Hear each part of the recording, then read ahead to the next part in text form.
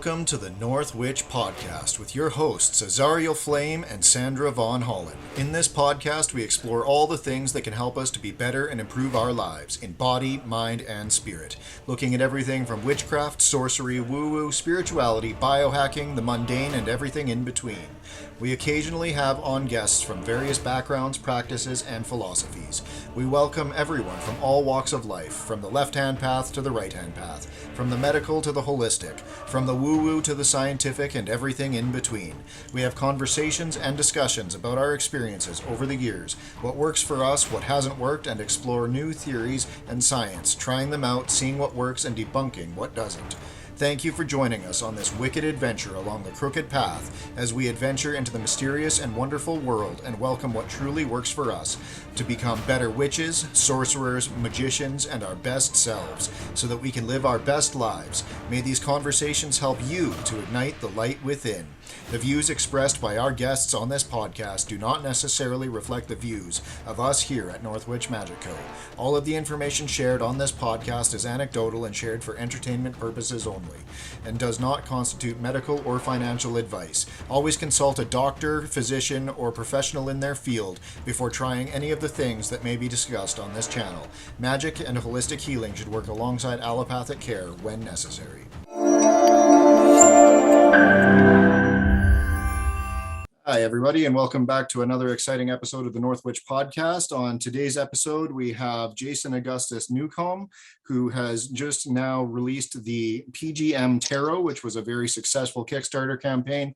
He's also the author of New Hermetics. He is a teacher of meditation and has meditation downloads, and you can order from him on his Etsy store. You can get the PGM Tarot there, and he has a whole bunch of PGM inspired and other magical inspired objects that you can purchase from him there, including wonderful magical inks, candles, and more. How's it going today, Jason? It's going really well. How are you guys doing up in Canada? The snow is finally starting to melt a little bit, so that's been really nice. We have that thing where Mother Nature is being angry, and she keeps opening the door and going, and another thing. And, you know, we get another dump of snow every other week. Every other day, you mean? Yeah. It's officially our 9 months of scorching hot as hell summer here, pretty much. So we have a short sort of non-summer and then summer for the rest. So which isn't too terrible, but it sometimes gets a bit hot and sweaty here. But yeah, so everything's been going really well. I've been working hard on trying to get the packages out from all the people that have ordered the New Hermetics Tarot and all of the PGM Tarot and all of the extra things that people have gotten along with it. And it is quite a complex situation, but it's I think I'm over halfway done at this point. So the end is in sight, and that's fantastic. I know we're eagerly awaiting ours, and we cannot wait to see them. It looks like it's an absolutely fantastic thing. So well worth the wait by the looks of it, which is fantastic. So far, most people have felt that way. So I've actually been super grateful that almost all the messages that I've received from people have been messages of support and sort of sympathy over my situation and trying to get it done, rather than anger and wanting give me my money back or get it to me fast or what's wrong with you, Jason. So everyone has been pretty understanding. So it's been nice. There were a lot of unexpected things that happened along the way. First of all, it was a lot more successful than I really planned for, and I just sort of I put some ideas that I thought would be kind of neat as stretch goals in it, and all of them were reached within a week. Like things that I was like, maybe I would do this, and so all of a sudden I felt like I needed to come up with more stretch goals. So I mean, it's so like the whole thing just grew very much larger than I imagined, and so I mean the book that comes along with it is a lot more than I was planning to do, and there's an extra 22 cards in the deck that I wasn't planning to include necessarily. So it's quite an extended project from what I originally sort of mapped out.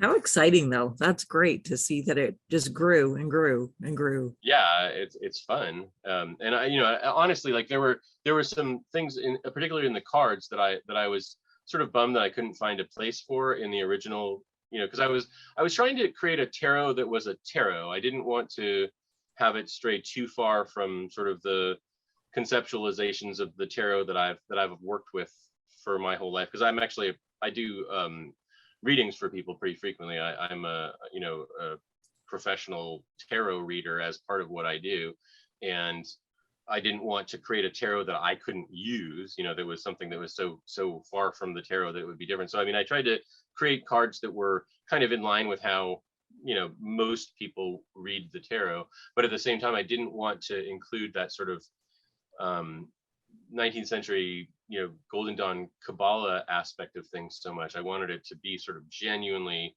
looking back a little bit further into a different kind of symbol set and a different kind of esoteric background. I think I accomplished that to an extent, but in doing that, in trying to keep the tarot as much a tarot as possible, I had to leave out a number of deities and aspects of the Greek Magical Papyri that I would have liked to have included. And so by being able to do this sort of extended set of trumps, an extra like full set of trumps in the whole thing, I got to include a lot more of those images and entities and so forth into the set. And I don't really give a firm way in which I expect people to use the cards.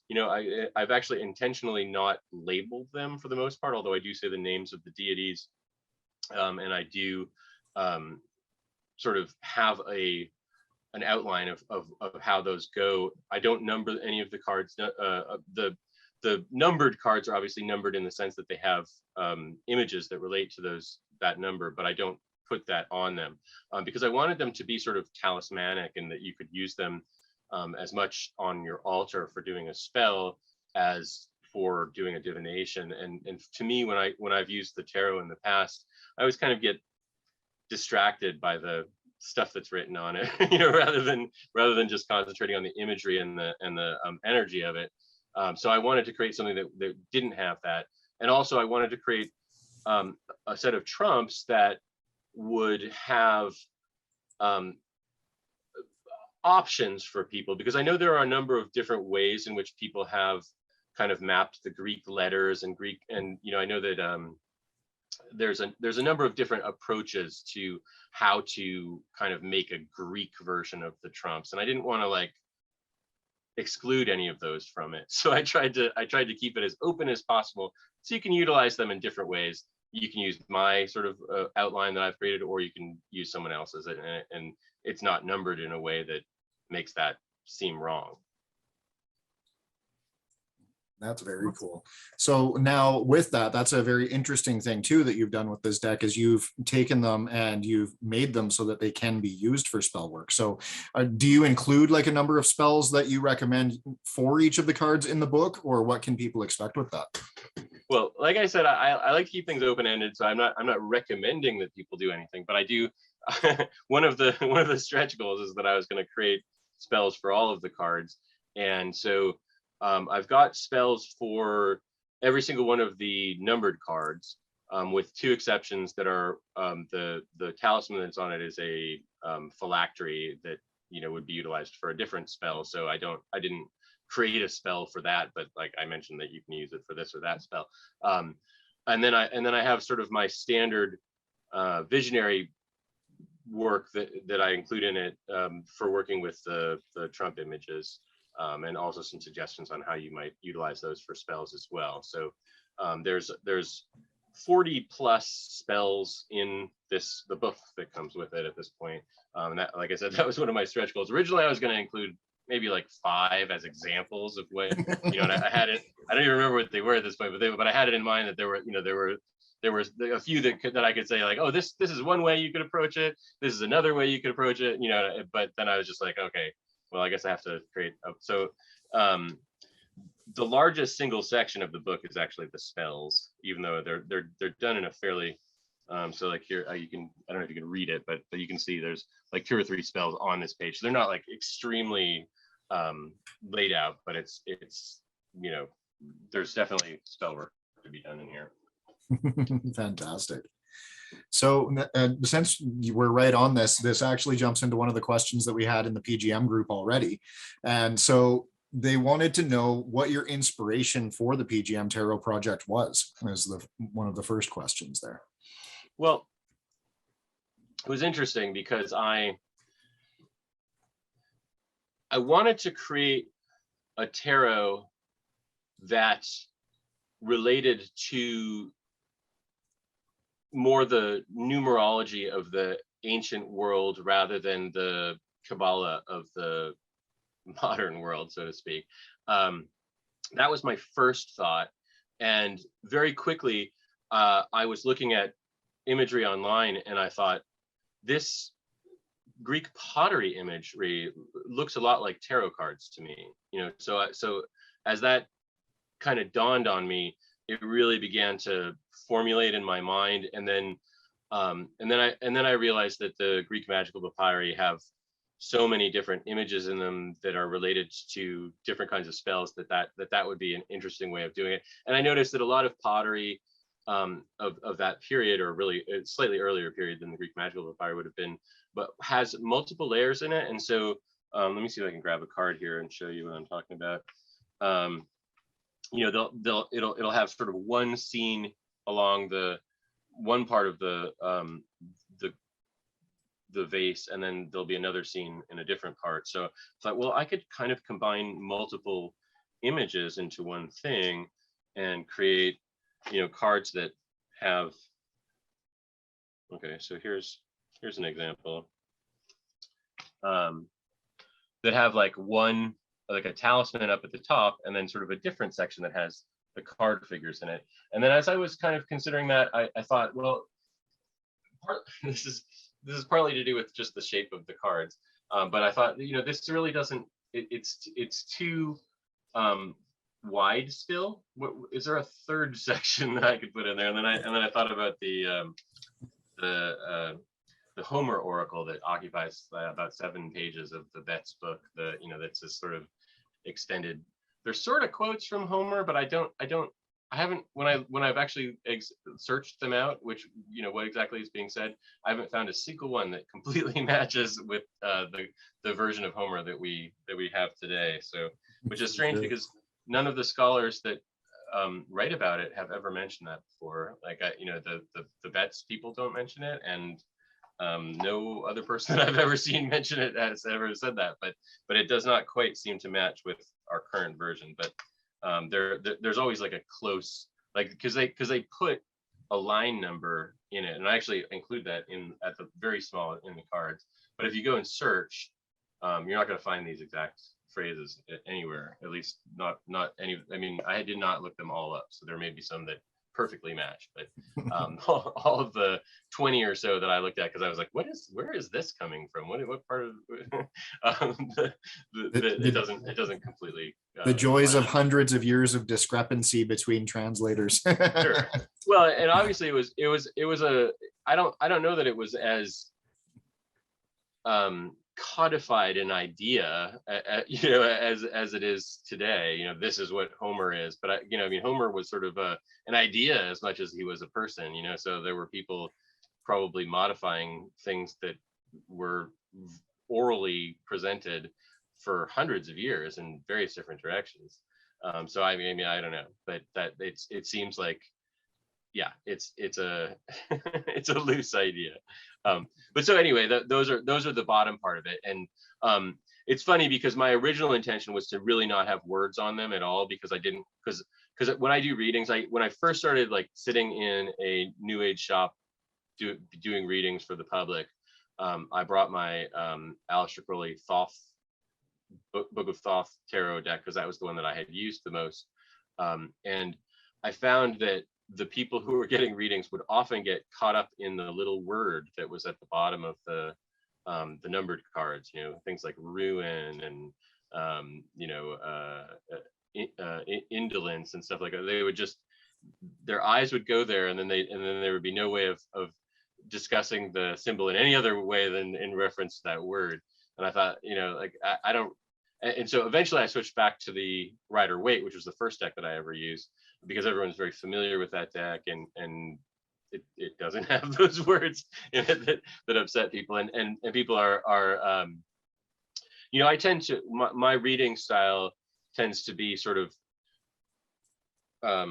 fluid. It's not the same. The symbol means the same thing, but I might not explain it in the same way to the same person. So it's just my feeling about who I'm sitting with, and the context of the other cards and so forth changes what I say somewhat. And so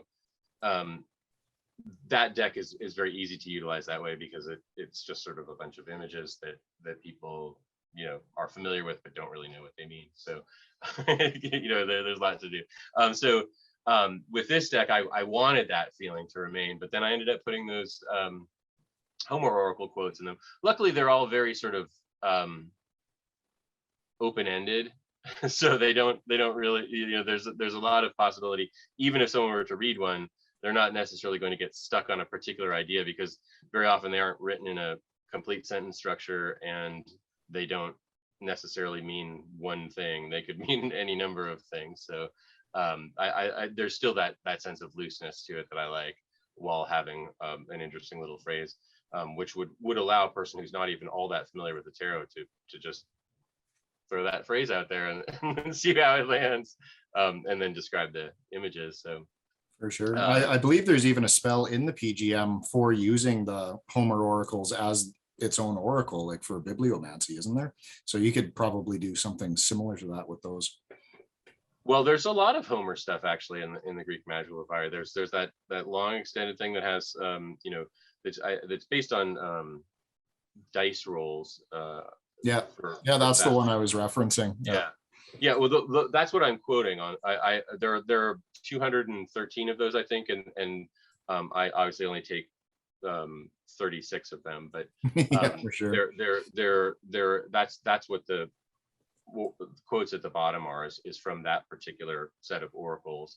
I just sort of went through it and allowed my consciousness to be guided towards the ones that seemed to be related to the tarot cards to me. So that's an interesting journey for someone to go on, to go through my journey on why I chose them.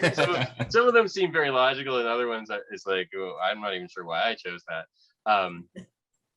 But yeah, that's definitely got me thinking how I can use some dice to play with those cards now. For sure. Oh yeah, I mean, there's actually I've been actually thinking, as I've been putting things together, one of the things that's been running through my mind is the sort of traditional Greek knuckle bone oracle, and how they are related to the Greek gods, and I've been thinking what because there's more of them than I have, and then there's some that I have that aren't in the set. So, but what card could I apply to each one of those to create an oracle that's just related to that system? So that'll probably be an article that I publish at some point, or something that I throw up on Facebook. I don't know. Super fun. But it's just been percolating through my mind just the last few days. So yeah, that was the inspiration. That's awesome. That's a very good inspiration. I like it. So then now you've got all of these spells tied in. So the second question, I'm just going to throw it at you, because otherwise I'll forget and we'll have to come back to this. And they're interested in the spell work done with the cards. So is there any, you've already said that you keep them open-ended and stuff, but is there anywhere, like they're like phylacteries they can carry on them, or are they, things that they can use as talismans, or, like how do some of the spells that you've already laid out work, and how might someone adapt some of the cards to working with PGM? Okay, well, there's a couple different things related to that. First of all, yes, some of the cards are phylacteries from various spells, so obviously you could carry them with you, and a number of them are talismans that are basically for success, victory, love, those sorts of things that are throughout. So I mean, just carrying around the deck, you're carrying around a bunch of talismans, especially if you sort of worked with them for a while. They become obviously more and more magical to you as you're engaging with those symbols. But yeah, I mean, the book outlines a bunch of spells, and they're all not all of them, but most of them are kind of in the realm of sort of candle magic, where you put the card down and there's a specific candle, and then maybe some other small items that are either from the PGM or related to the PGM process, and then sort of the deities that are related to it are sometimes included in the sort of a layout of things that you'd put down, and then basically just, you know, I give it, you know, sort of an opening ceremony that you could utilize as an appendix, but you can obviously use whatever seems appropriate to you, and then basically just do, you know, do the spell. And I've actually found it to be surprisingly effective, to be like a sort of very modern version of the approach to these things. I have some theories on that personally, but another time and place we can discuss that. But so there's a bunch of stuff in here, and obviously, you know, I think that people should take what I've given here and obviously put their own spin on it, and, you know, make it their own if they want to. I don't want to force people down the rabbit hole of thinking that this is the one way that you can utilize these cards at all. And I actually mentioned that you know, that okay, so tarot magic has sort of it's a modern invention, obviously, that, you know, that is from the 20th century, most likely is its beginning. But although I'm sure that there were a few people, you know, at least from the time of like the 19th century, when people were starting to consider the tarot to be an esoteric thing, there probably were some versions of things at that point, but we don't really have any record of that.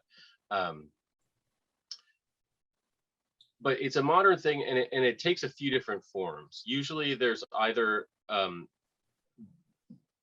it's a very informal thing, sort of like one card sort of becomes like a, you know, a talisman, and you charge something, or a few cards have some sort of like a, you know, a process that is envisioned through those cards, or the card is utilized as sort of a focal point, and then some other items are added to it.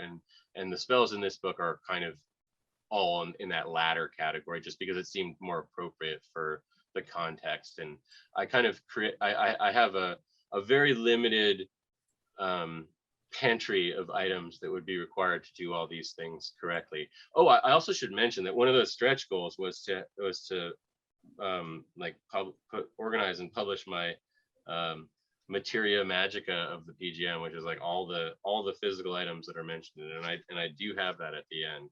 I tried to make it as concise as possible, so that the book wouldn't explode into, you know, thousands of pages. But so I mean, like I categorize certain things. Like if there's a number of places where just food is mentioned, and so that, you know, I don't try and distinguish or mention each time that it is mentioned. So I mean, it's just sort of it's a listing of things, and how they correlate with the specific deities that are in the cards. So it's consolidated, although and I left out a couple of items that were, I mentioned most of them, but there are a few things that are in some of the more fragmentary, particularly the PDM portion, the demotic portion, that are like Egyptian words for various kinds of stone or plant or animal that have not been identified by modern scholarship. So a couple of those I left out, but everything else is in there. So it's a multi-page listing of all kinds of things. Oh, also, one of the most common elements in the magic and the Greek Magical Papyri is various forms of animal product, either actually sacrificing an animal or some part of an animal. And I made that pretty concise as well, just because it's, you know, obviously it's something that's important to the Greek Magical Papyri. I didn't want to pull it out, but a lot of it is pretty gross. So for sure. So I don't remember where we were talking about before that. Oh, the spell work. So just the spell work with it. This sort of the pantry of things that would be required to do the spells in here is pretty small. Most of it is stuff that most people probably have in their, you know, arsenal anyway. So I mean, like wormwood is probably the most esoteric thing, and I think that probably the vast majority of people who've been practicing magic for any period of time have a bag of it somewhere in their house. So For sure, absolutely. Yeah, it's a very inspired work. I like, even just looking at the pictures of it, like, where did you draw some of this inspiration from? Because I know you had to create a number of these pottery images yourself, and how did you get the inspiration for them to, create that kind of style? And then how did you piece them together? Because a lot of them are like, you put really interesting correspondences in with some of them, which is really cool. So there's a lot of different factors that came into it. Primarily, it's actually, I mean, with the Greek gods, there's 3 or 4 pieces of pottery that inspire pretty much every one of the images. I don't think any of them, with the possible exception of Persephone, are completely just based on one image. Usually, if it's mostly one image, I've probably simplified it. So because there's several periods in Greek pottery. There's the extremely archaic, that's just sort of like patterns, and then they start having black figures in them, and then the black figures start becoming more and more lifelike, and then they reverse it at a certain point, and all of a sudden the background is black and the figures are red, pottery colored with various kinds of pigment added as well to those. And once it gets to that point, they get more and more complicated until, by the time we reach sort of the tail end of the Roman Empire, before Christianity completely takes over, they're extremely detailed with all kinds of crazy extra little bits and bobs on them.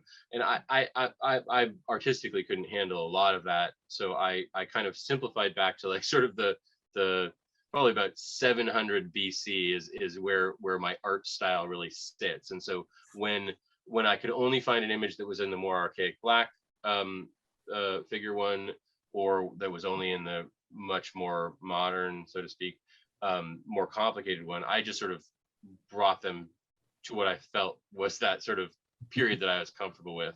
And most of the sort of way that they're standing or way that they're moving through the frame of the drawing is from the ancient pottery. I may have just simplified it or made it slightly more complex depending on the direction that I needed to go with it, but to kind of keep it stylistically the same. With the numbered cards, there's a lot of talismans that have been rendered in the papyri themselves, and wherever possible, I would go back to a microfiche or a PDF file of the actual papyri, rather than the more modern versions of it, the Betz version or the Pressendance German version, which actually has the Greek text in it. I looked at those when I had to, but I tried to, as much as possible, focus on the actual ancient work. But then obviously I also sort of stylized it to sort of fit with my artistic style as well.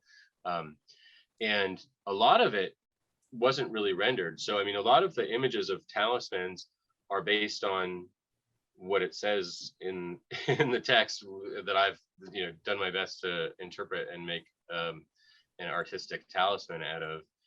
So, I mean, a lot of the Greek Magical Papyri is coming alive for the first time in 2,000 years as an actual image that isn't just a description, which was kind of neat to, once I started seeing them all together as a unit, going, wow, I've really kind of like brought a lot of things into the physical world that were just sort of ideas. And then the numbered cards have a number of figures in them. They have if it's the 10, there'll be 10 people and 10 of whatever, whether it's a wand or a cup or a sword. There'll be 10 of each of those things in the little image.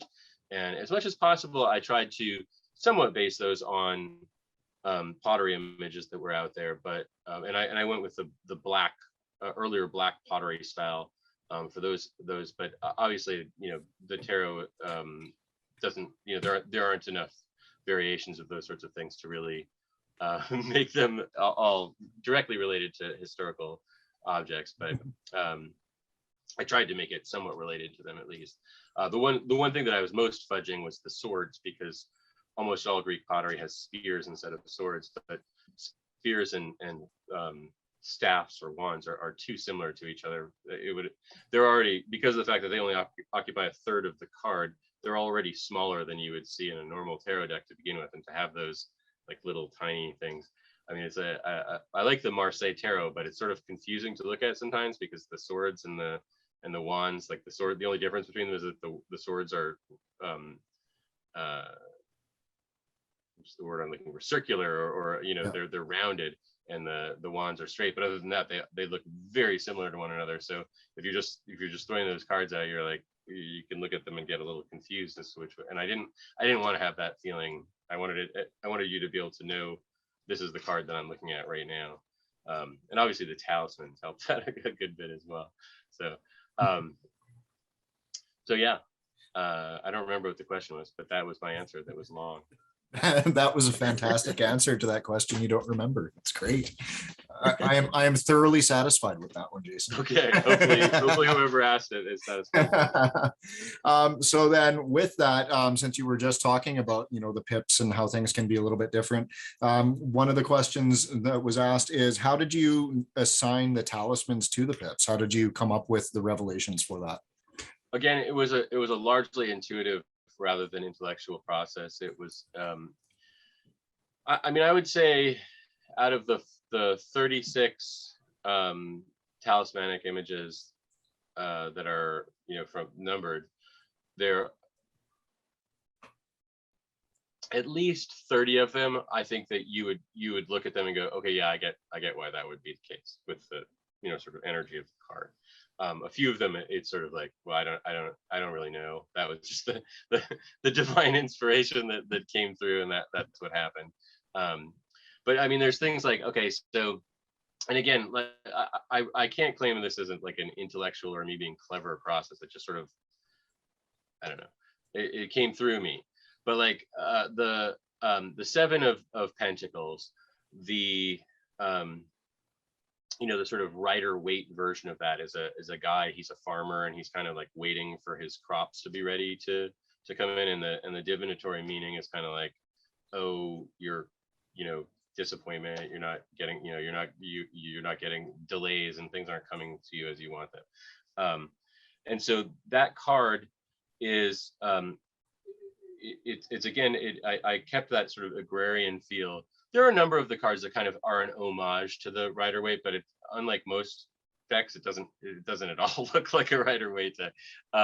But so it's a people sort of waiting for something to happen, and the talisman is based on this this spell in which you take an egg and you write a number of magical phrases on it,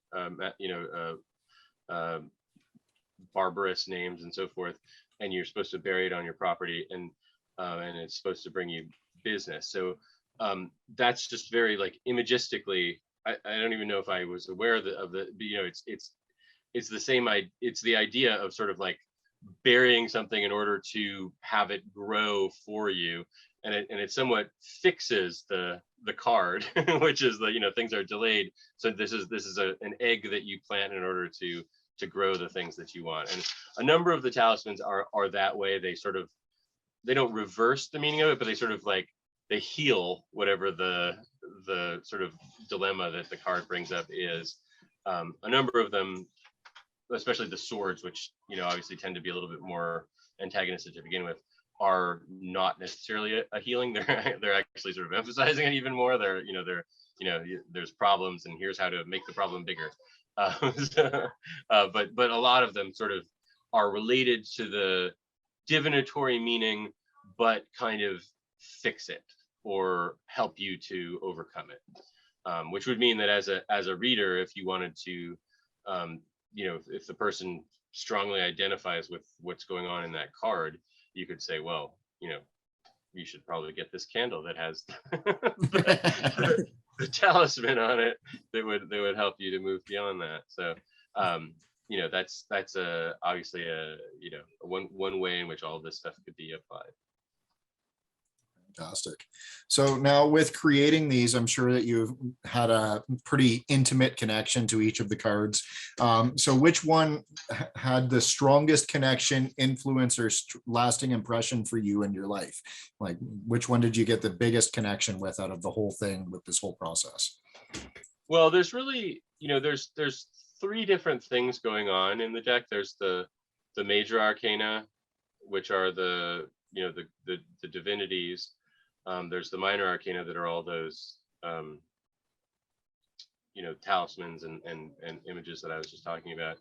And then there's the court cards, which you can actually see the images from the court cards a little bit back here. These are some of the court card images. And the court cards were actually the hardest part for me, and I'm gonna let people discover what they are more clearly reading the book on them, rather than me going through that whole process of telling that whole story. But in terms of the court cards, my favorite one is just off camera. It's the Queen of Wands. In terms of the major arcana, it's got to be Hermes. He was the first one that I drew. He was kind of the inspiration for the whole deck in some ways. Hecate was the second one, and so she would probably be second, and then third would be Aphrodite, just because I for some reason I really like the drawing. And fourth would be Zeus. I really like that as well. I like all of them. I don't want to get in any trouble, but those are the ones that I feel the closest to, just from the artistic connection. And the card that I like the most, and there's no rational reason behind this, but I really like the Two of Cups, which has I won't try to take it out. Oh, but you can see the talisman on the side of the box here. It's the dog spell for obtaining love. It's a fetching spell. And I really like the drawing. I sort of made him a little bit more Anubis-y, even though he's a Kerberos in the spell to a certain extent, but there's definitely an Anubis quality to it as well. So he's got this these symbols across his body. I don't know if those are going to be visible in your cameras, but and I really like him. And then I like the cup. Basically, there's a in ancient culture, they often took wine and water and mixed them together in order to make a drink that was a little bit like the party last longer or something. I don't know. That was the way that they mostly drank. So there's two women coming together, and they're holding a jug for water, and the other one's holding a jug for wine, and they're just coming together. So it's sort of like it represents that sort of love feeling the cup, the Two of Cups has, but it's much more sort of muted and sublimated into something that's more metaphorical rather than really obvious. And then it has this super obvious dog who's meant to take the powers of dead and force someone to be attracted to you. So I don't know. there's something about that juxtaposition that I like. So it's fantastic. All right, we got one more question here for the PGM group, and then we can do some more chatting. There must have been a lot of art history research that went into this. I'm wondering if you noticed anything artistically that helped you better understand a particular deity. There has always been a lot of implied meaning in the art depicting the gods. Well, I guess my answer to that question is, first of all, yes, there was a lot of art history exploration. I was surprised to discover that down here in Florida, despite being a culture-free zone, we have the Tampa Museum of Art actually has a very large Greek pottery collection. And I'm from Boston, and I've been to New York and LA, and they have much larger collections. And I visited those as well previous to this project, but while in the midst of the project, I discovered that I had this resource, and I got to spend a day just sort of really enjoying looking at this pottery that is down here in Florida. I was quite surprised. I really didn't think. I mean, no offense to Florida, it's my home of choice, but I didn't think that they really cared about things like that.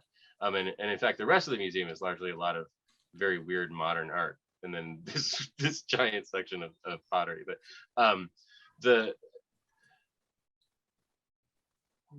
process of exploring these deities, I feel like I kind of went into it with what I knew I wanted to do, which is that a lot of the way that we look at the ancient deities is through sculpture and very sort of serious images that feel very aloof. Supposedly some of them were actually painted colorfully in the past, and the white remnants are actually something that that's our experience but not theirs. But even if they were colored, there's a certain distance from the empty eyes and so forth, that when you look at the pottery art, they're much more sort of personal and approachable than you see them in a lot of the way that we look at the ancient deities. And I saw that, and I was immediately drawn toward it and thought, this is the way that I would like to present these deities in a tarot. First of all, because to an extent, pottery is, while it can last for a very long time, it does have a bit of a disposable quality. It gets broken and people move on to other things. And cards are sort of that same sort of thing. It's something that's temporary. It's not necessarily, hopefully everyone will keep their tarot forever, but they do wear out and so forth. So it's a statue has this permanence, this sort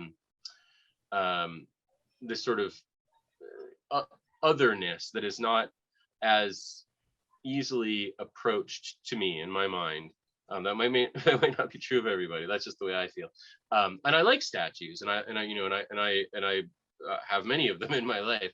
But just the personality that's visible in the way in which it was represented on pottery really drew me to it instantly. So it wasn't so much a journey of discovery as sort of a, how can I express this feeling that I'm getting from this as well as I can, if that makes any sense. For sure. And so did you discover anything that was a revelation to you about any of the deities as you were doing the artistic research? For sure. Lots of things. One of the things that I thought was most interesting was how many of the images that I thought, oh, I'd like this deity to be assigned to this card, that there actually was a piece of pottery that really felt very close to it. Like, for instance, Kronos, who I knew I wanted Kronos to be the hermit instantly before I even looked into it. And there's a wonderful piece of art that I've kind of adapted a little bit, where he's actually holding a staff in one hand, and in the other hand he's almost about to take the Omphalos stone, the stone that's supposed to be Zeus. And so I actually have it in his hand because it slightly more resembled the hermit to me. But it's very hermit-like, and Iris, although some of the art that sometimes is called Iris, may be a different deity, but there's a lot of imagery of Iris with wings, holding a cup in her hand, pouring it, that looks so much like the Temperance card. It's wild. And that was my original thought was, the goddess of the rainbow, because Temperance is, this is getting I let a little bit of the Golden Dawn Kabbalah slip in, but Temperance is the card that represents, it's like the middle pillar that has the rainbow bow and arrow that shoots up into Tiferet. So like that popped into my head, and boom, there was a piece of art that looked just like the Temperance card. So that happened over and over and over again. As far as new understandings about the gods themselves, and my relationship to them, I definitely I feel much closer to the whole Greek and Egyptian pantheon than I did before, and it's something that I've worked with for 30 years or more, but I definitely feel more of a kinship with it than ever before. and that was I don't even remember if this was on in the recording or when we were talking beforehand, but when I had those stretch goals, I was feeling genuinely bad that I hadn't found a place for Aries in the cards. I was like, I feel like he's being left out. He's not really mentioned in the PGM except for maybe one or two times. So he didn't really kind of belong in the project. But all the other gods that are like the planetary gods, although obviously these images aren't necessarily planetary at all, but the other 6 of them were all in there, but not Aries. And I just felt bad about it. And then the 12 Olympians, there were several that weren't mentioned, again, that aren't really mentioned in the PGM much at all, and that didn't fit into a tarot scheme. And so I got the opportunity to fill that out. And then obviously the Egyptian deities, which a lot of the PGM deities are masks of, weren't in it at all. And so I got the opportunity to add some of them into it. And then I got the opportunity to add a few of the sort of weird entities that are, Gnostic / magical entities that are mentioned throughout the PGM and throughout Gnostic, where I got to bring some of those into it as well. So the stretch goals definitely allowed me to fill out things a little bit more that didn't fit into the 22, cards of the major arcana of the tarot. So that's nice. When I first started working with this, I included all of them while I was doing readings, but personally, I've not been doing that as much because it's just too many major arcanas, and it just ends up being your readings are very heavy in the major arcana when you use them. Now, some people might like that. Again, I'm not trying to tell people what to do, but when I did earlier interviews, when I just finished the deck and was just starting to use it with the world, I was feeling like, whatever, 44 major arcana is just as good as 22. And I kind of mentioned that in the book too.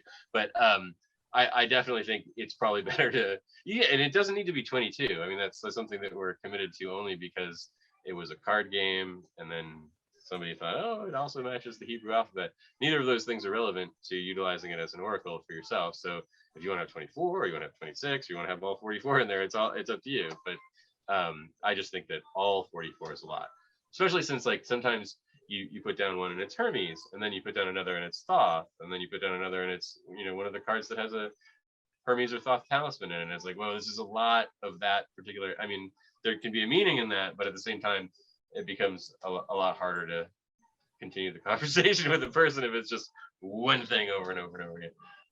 So that's my little thought for the day.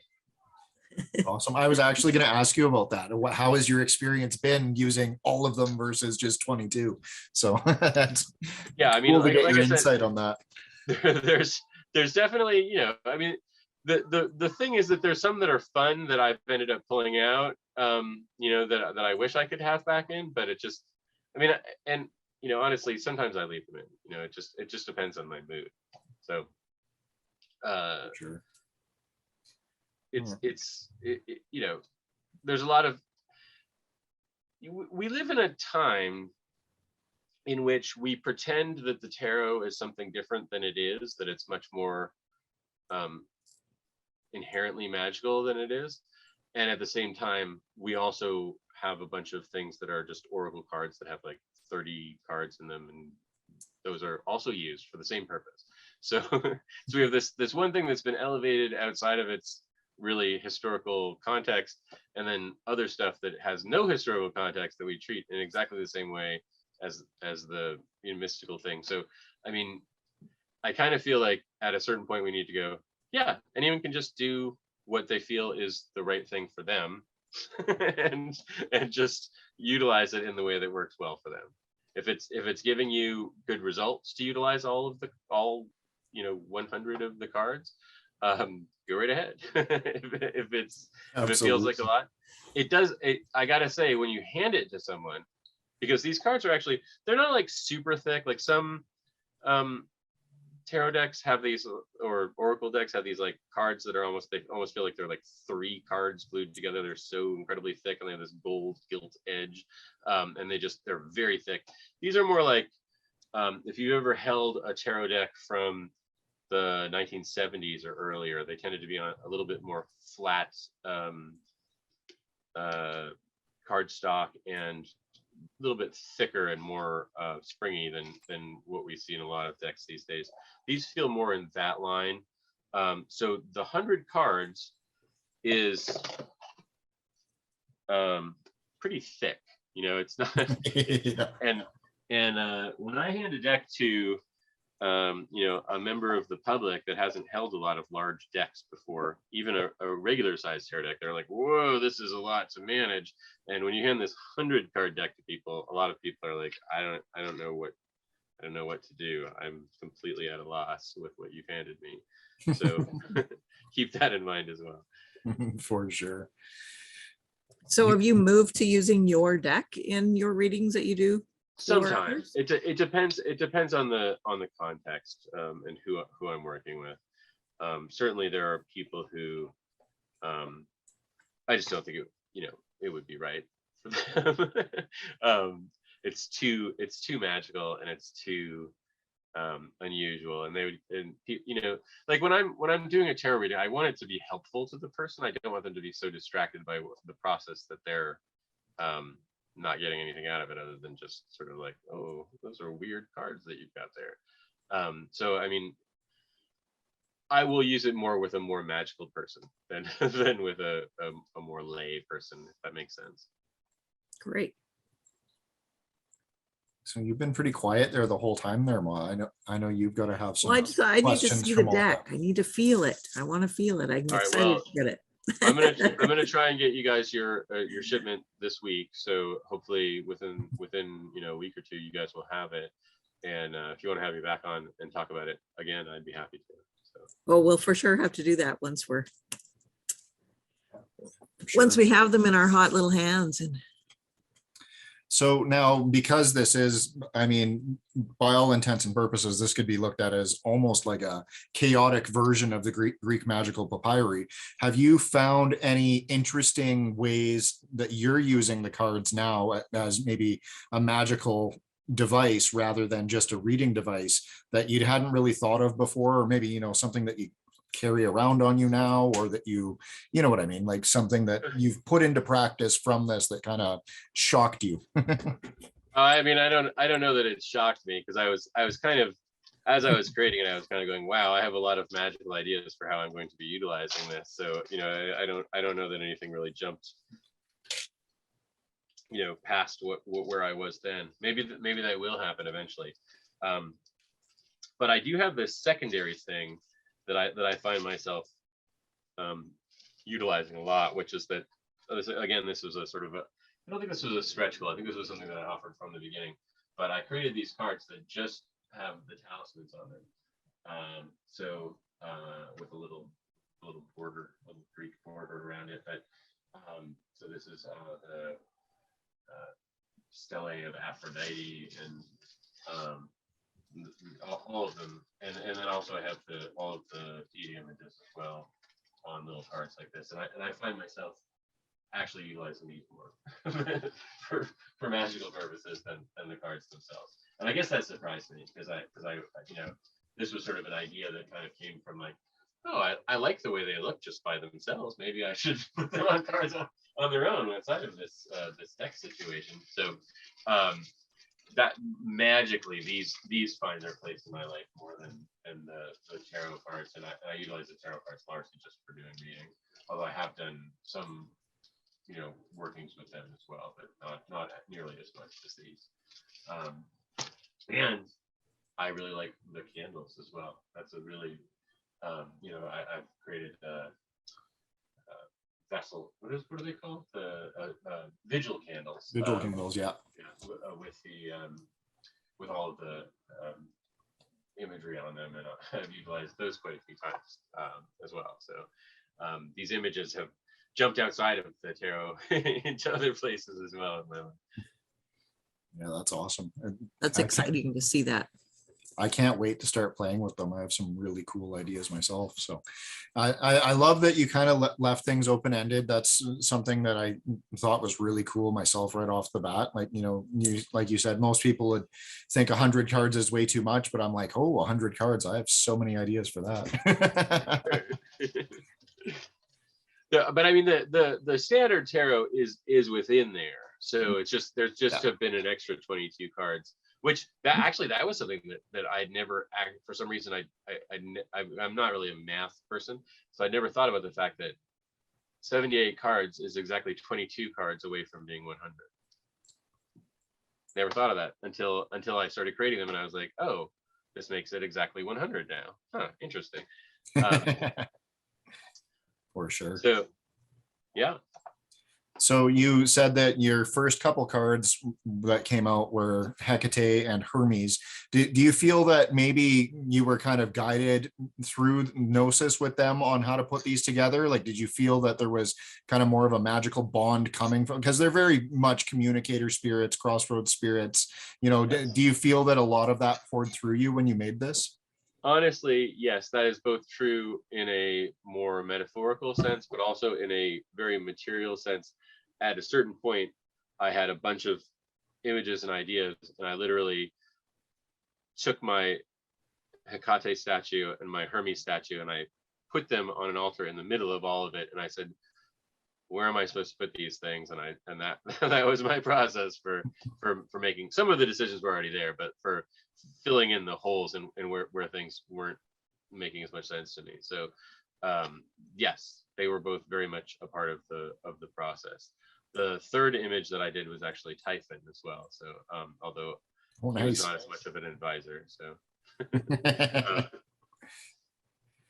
yeah, I just think it's such a great project, and we can't wait to get them and play with them. And we'll definitely give you some more shout outs on the YouTube channel and whatnot when we get them. We'll do a nice unboxing or something for you. Well, I appreciate the excitement, although I must admit it also makes me feel incredibly guilty anytime anyone talks about being excited about receiving them. I'm like, oh, why aren't they already in their hands? So it's all good to wait. In this world that we live in, we are so used to delays now. Like, honestly, we went to order, like we do our slate altar tiles, and we went to order more slate the other day, and they're like, oh yeah, we'll have some more available in 13 months. Oh, I know. Yeah. And I'm like, what do you mean? We ordered 1,000 12 months ago. Like, yeah. What the shit? So did you have any more questions there for Jason Ma? And well, I had wanted to get into more of what you do as well, Jason, but we've gone over our time with you. So obviously we just have to have you back again and go over all the great things that you offer. Let me just mention that I do JasonAugustusNewcomb.com is my main site, and if you type that in, you're going to get to a place where you can see a lot of the other things that I do, including online courses and obviously this tarot. And I also make a lot of other magical tools that may or may not be associated with me consciously in people's minds, but I am pretty present in the magical lives of an awful lot of people. So yeah, so go JasonAugustusNewcomb.com is probably the easiest place to go. I also do a podcast myself called Inside the Magic Circle, in which I interview other magicians about what they're up to in the way that you probably wanted to do with me, and we'll do it next time, I promise. Sounds good. It's great when it always leads to another one, right? Then right? No, absolutely. Great stuff. I'm excited to talk to you folks more. You seem like really cool people. So for sure.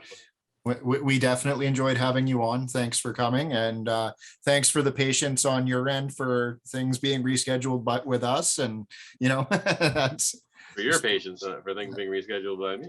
It's just the way it goes sometimes. Yeah. Joys of a podcaster. So, all right, everybody, you can find Jason's stuff at his aforementioned website. He also has a lovely Etsy where you can get a whole bunch of other PGM tools and stuff from. So I definitely recommend checking that out, Ape of Trismegistus. And I've definitely got some ink going to be coming here in the next few days from you. And other than that, we will see you guys all in the next exciting episode of the North Witch Podcast.